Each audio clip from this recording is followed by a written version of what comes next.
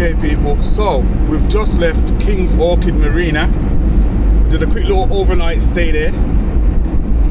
Didn't really feel much of the marina itself because it wasn't really about all of that today or yesterday. It was literally just a case of escaping bricks and mortar for 24 hours because I was, day off work and weren't really in the mindset for trying to do a load of content. But I just wanted to pick Nick's brain on the location. She found it through pitchup.com the other night and it seemed like a great last minute idea. So I just wanted to ask her what she thought of the place in regards to spending time there, innit? It was alright. For a last minute booking and for it to be not so far away from home, it did the job. Did what it needed to do. Yeah. Got you out from your surroundings from home and just it was around greenery and stuff, which is nice to just be out in the open. Look at this fucking cunt. Excuse the language. Nah. Don't excuse my language. Excuse registration. Foxtrot Juliet 72 Yankee Hotel. I'm not going to give you the last one. But it's a tosser. But yeah, all in all, it was all right. We looked at reviews, didn't we, online? Yeah, they were very mixed. Yeah, so they were very mixed. Some negative, some positive. But us being us, we make our own mind up. We don't go via the views. We just go and see what it's about ourselves. Yeah. Because otherwise, we'd never go anywhere. That is indeed true. There's a lot of places that have a lot of bad publicity. We've gone there and had a nice time. Yeah, we've had a good time. Yeah. In this instance, I'd say some of the negative reviews were very accurate. Yeah. I mean, it's flipping. It's not even the height of the season, and one of the biggest gripes I saw was overflowing bins, and that was accurate. Yeah. There's hardly anybody on the site. You know what I mean? There's actually no, but I don't see Nah, there was people there because there was.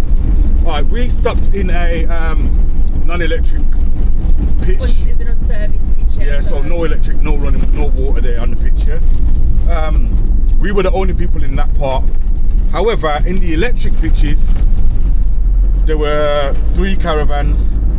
And then obviously you've got the marina aspect where you've got the canal boats and all of that. So there were definitely people on site and there were definitely overflowing bins. Yeah.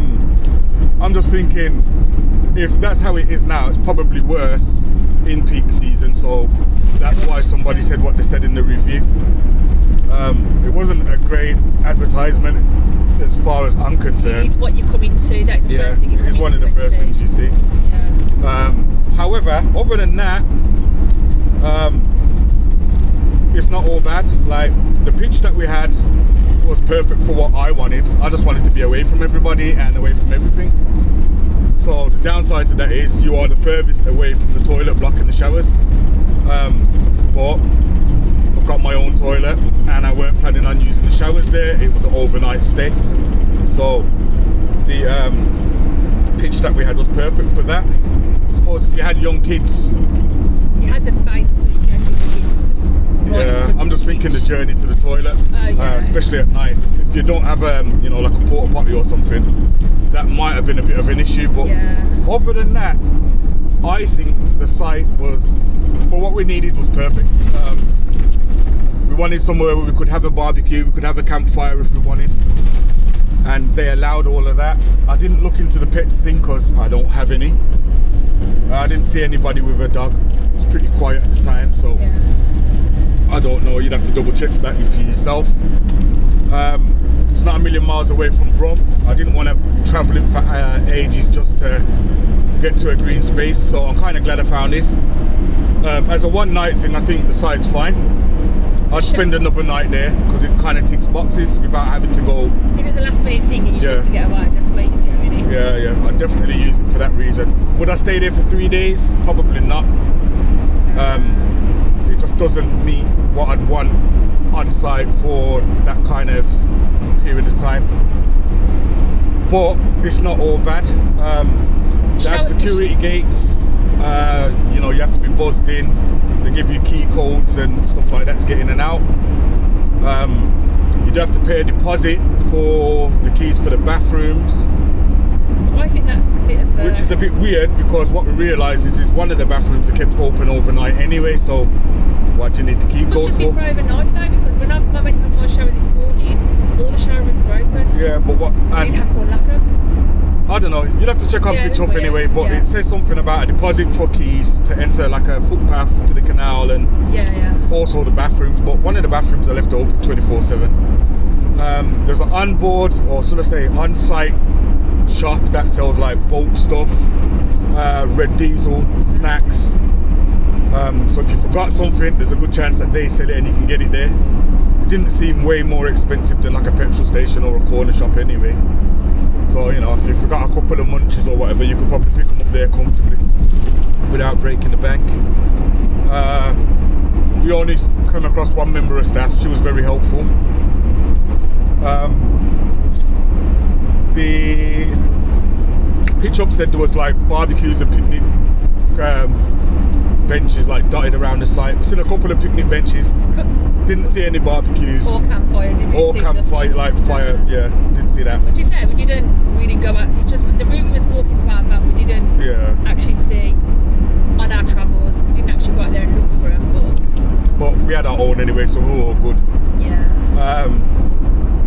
The one thing that I didn't like was there's kind of like a sign that says something along the lines of, if you're gonna have a fire here, they want you to buy your basically your fuel from them, so your firewood, etc, etc.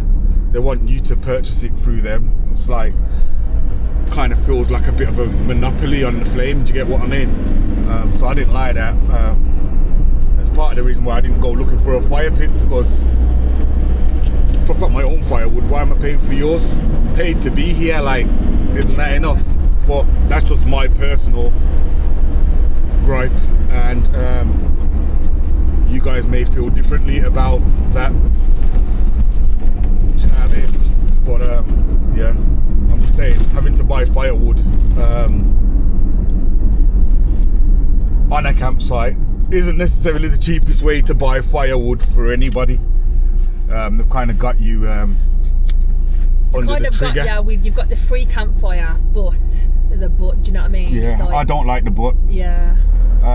You know, you should be able to have a fire or not have a fire in it. It's as simple as that.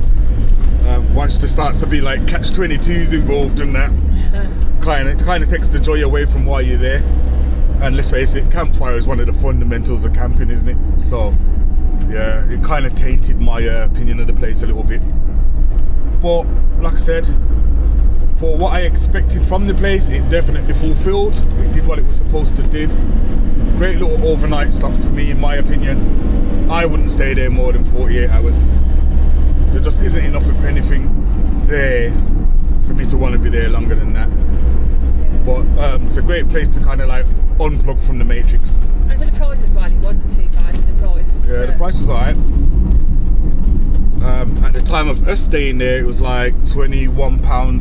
Yeah, it's £21. Yeah, for the non-electric hard standing pitch, which was perfect for us. And we had a good time. Played a little bit of Ludo. I won. Just and I mean, grilled up on the barbecue. Had a few drinks. Kicked back. Enjoyed the weather. We picked an actual good evening to go to. Yeah. Nice little reset as far as I'm concerned. So I have no major complaints. It was all good to me, baby. And yeah, I don't know if I've got enough footage to overlay any of this stuff that we're talking about, because like I said, didn't go there with the intention of filming anything for the channel. It was just a quick reset personally for ourselves to we didn't intend to go and review it, did we? Yeah, we didn't go there with that intention. Yeah. But yeah, it was much needed. It was